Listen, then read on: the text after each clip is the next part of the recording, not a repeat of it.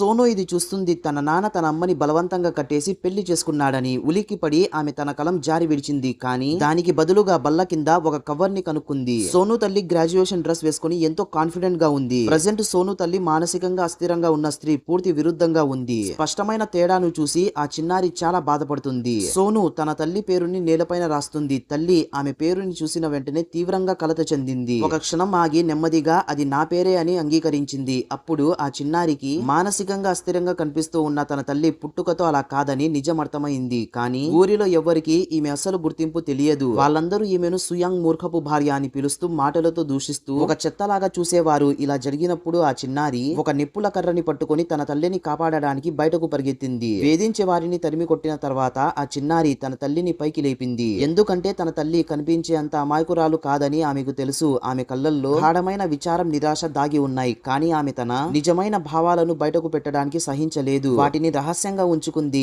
ఆ అమ్మాయికి బడికి వెళ్లే వయసు రాగానే ఎప్పుడు ఎన్నో బాధలు ఓడ్చుకున్న ఆ తల్లిలో అకస్మాత్తుగా మార్పు వచ్చింది. తన కూతురు బడికి వెళ్లాలని తన దుర్మార్గుడైన భర్తతో చెప్పింది. దానికి ప్రతిఫలంగా ఊహించినట్లే దారుణమైన దెబ్బలు తినింది. దగ్గరలోనే ఉన్న ఆమె అత్త ఈమె మాటని విని ఇటువంటి ఆడవాళ్ళని కొట్టి చంపేయాలి అని పరిస్థితిని మరింత రెచ్చగొట్టింది. బడికి పంపించాలనే పట్టుదలతో ఉన్న ఆ మహిళ గోడకు తన తలని బాదుకుని ఆత్మహత్య చేసుకుంటానని కూడా బెదిరించింది. అప్పుడు ఆ గ్రామ పెద్ద విద్య ఉచితమే అని పాఠశాలకు వెళ్లే అమ్మాయిలు అధిక కట్న కానుకలు పొందవచ్చని ప్రకటించాడు. దురాశ గల అత్త తక్షణమే మారిపోయింది. అధిక కట్నం గురించి ఆలోచించి ఆమె ఒప్పుకుంది. అప్పుడు నుండి ఇంటి పనులు తల్లి భుజాలపై పడ్డాయి. ఎందుకంటే చదువు ద్వారా మాత్రమే తన కూతురు ఈ వినాశకరమైన పర్వతం నుండి తప్పించుకోగలదు. ఒకరోజు ఒక వాలంటరీ పాఠశాలకు వచ్చి పర్వతాల బయట ఒక విభిన్నమైన ప్రపంచం ఉందని పిల్లలకు చెప్పింది. అక్కడ ఆకాశంలో విమానాలు, నేలపై రైళ్లు, భూమిపై నుండి పైకి లేచే యంత్రాలు ఉన్నాయి. సోను నేలపైన రాసి తన అమ్మకు ఇది చూపిస్తుంది. అమ్మా, నువ్వు పర్వతాల నుండి రాలేదని, మీరు కొండ అవతల ఉన్న సిటీ నుంచి వచ్చారని చెప్పింది. తన తెలివైన కూతుర్ని చూసి తల్లి వెంటనే కన్నీళ్లు పెట్టుకుంది. సోను తన తల్లిని తిరిగి సిటీకి పంపించాలని నిర్ణయించుకుంది. కానీ ఆమె దగ్గర టికెట్, కళ్ళజోడు,